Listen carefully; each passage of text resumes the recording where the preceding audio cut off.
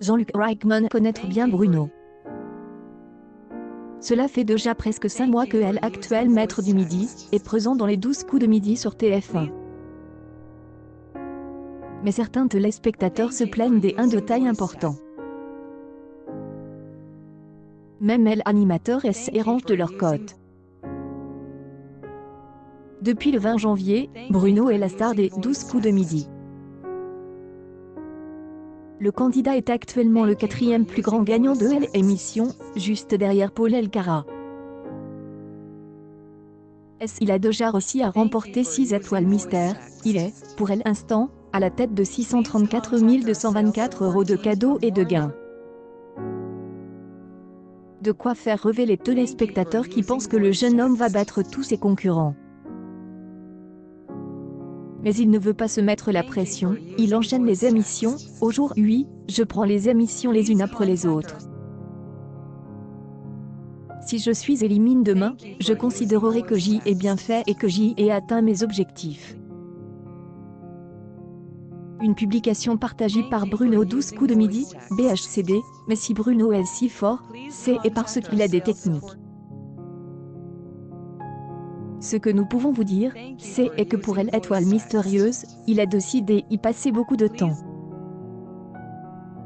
Entre deux tournages, au lit, partout, il passe son temps à essayer de trouver qui pourrait se cacher. Entre le tournage de 2 émissions, je me suis amusée à regarder la vie des gens sur mon téléphone.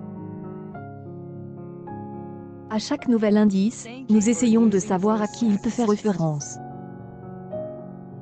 Nous soupçonnons que la personnalité est connue du grand public, et nous cherchons des références avec des chansons et des titres de films. Si Bruno a su trouver des techniques pour être imbattable, il a aussi des défauts impossibles à gommer. Un de ses amis, qui suit l'actualité du champion de TF1 sur les réseaux, a révélé qu'il faisait l'objet de petites critiques. Selon Flavie, plusieurs internautes regrettent que le maître de l'émission de la mi-journée n'articule pas assez et qu'ils ne comprennent pas tout ce qu'il dit. Un reproche auquel Jean-Luc Reichmann a eu une réaction un peu particulière.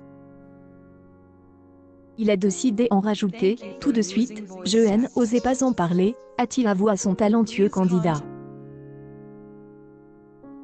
Une publication partagée par Jean-Luc Reichmann. Jean-Luc Reichmann n'a pas osé parler de ce problème avec le candidat.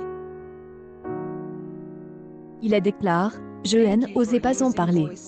Ma petite SR, qui est malentendante, me le dit, il ne parle pas. Heureusement, c'est et sous-titre, a-t-il déclaré devant l'animateur, un peu de contenance.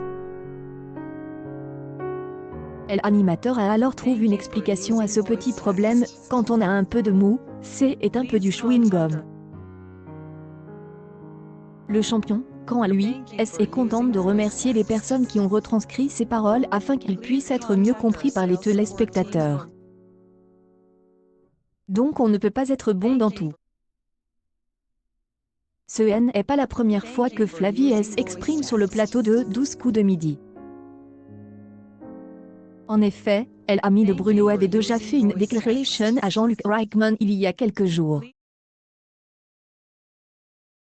Ce dimanche 6 juin, on apprend que certains téléspectateurs ont noté une ressemblance frappante entre le candidat et un certain joueur du PSG, Sergio Rico. L'animateur actuel ne savait pas à quoi ressemblait le 2e gardien du club de la capitale. Le docteur Maboul est venu sur le plateau avec une photo. Et alors que Z a décidé de prendre la parole. Pour elle, les sosies, ça n'existe pas. La célèbre voix off explique que la ressemblance entre les deux était faible.